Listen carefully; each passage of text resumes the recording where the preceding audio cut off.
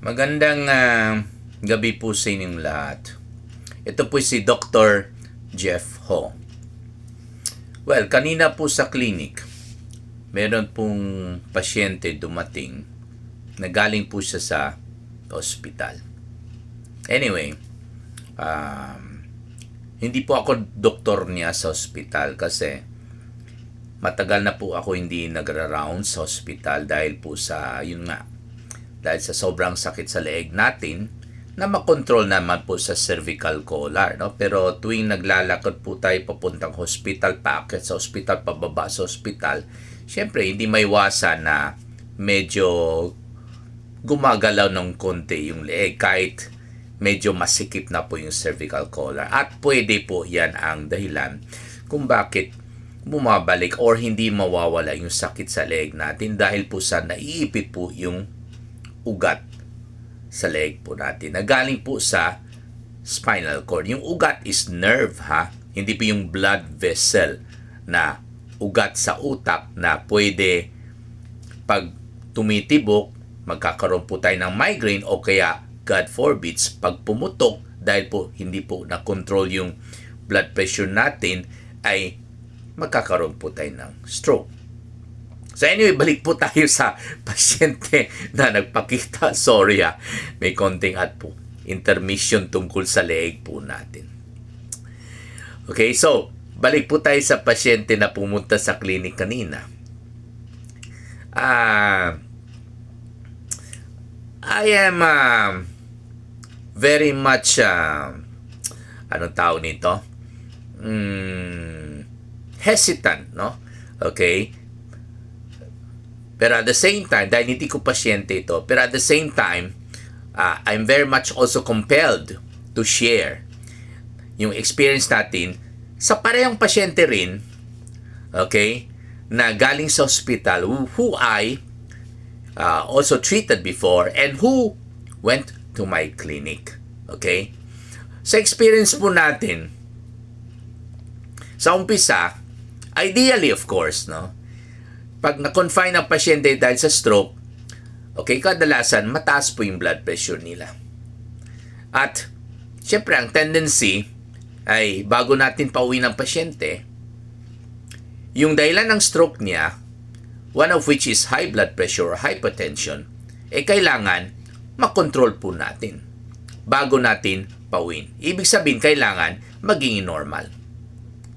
Pero dahil po sa experience natin, sa umpisa ng clinical practice natin, madalas po na pagdating sa clinic, naku, mababa masyado yung blood pressure nila.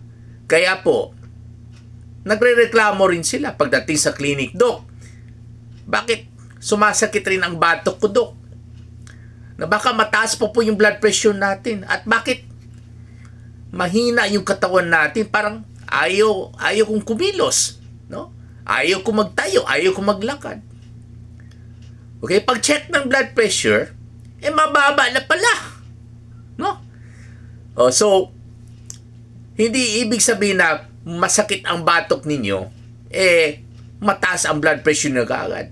No, kasi pag masyadong mababa rin po blood pressure, pwede rin masakit po yung batok natin bukod sa magaan yung ulo natin. Unlike, kung mataas ang blood pressure, masakit rin ang batok, no?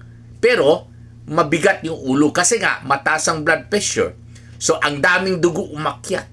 Kaya lalong bumigat yung ulo natin. Unlike pag mababa ang blood pressure, nabawasan yung dugo na umakyat sa utak, kaya magaan yung ulo natin na tinatawag natin na lightheadedness.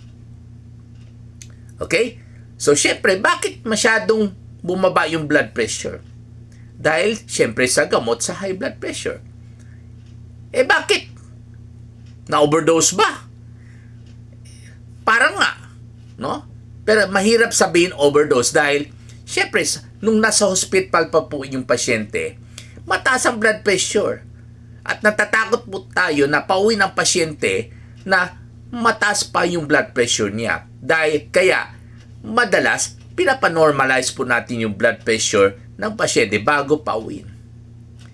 Yun pala, naisip po natin na hindi pala pwede ipa-normal na normal yung blood pressure before natin pauwin ang pasyente. Kasi pagdating ng bahay, bumababa lalo yung blood pressure nila. Hindi lang bukod sa gamot ng ininom niya, no? Kundi nawawala din yung ibang dahilan kung bakit mataas pa po yung blood pressure niya nung nasa hospital room pa siya. Ayan. So kaya ina-advise ko po sa mga younger doctors natin ngayon, huwag natin i-achieve na normal ang blood pressure ang pasyente bago pauwiin. Kasi ang resulta niyan, pag uwi sa bahay at pagbalik sa clinic ninyo, in the near future kung na magiging consultants na po kayo, I'm sure marami sa kanila masyadong mababa na po. So ang tanong natin, bakit nung dinischarge natin sa hospital, normal 130/80. Pagbalik sa clinic, magpa-check up ulit, nasa 100/60 na. Yung iba nga, 90/50. No? Bakit? Kasi po, nung nasa hospital room siya, may ibang dahilan kung bakit mataas pa po yung blood pressure niya. Hindi dahil sa kulang yung gamot na ininom niya.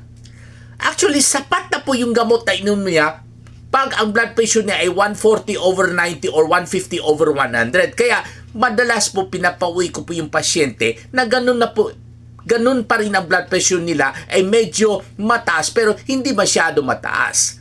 Madalas pinapauwi ko yung pasyente kahit 140/90 or 150/100 or stage 1 or stage 2. Why? Kasi may ibang dahilan kung bakit mananatiling mataas pa po yung blood pressure ng pasyente kahit tama na po yung dosage ng gamot niya. Ano yung may ibang dahilan?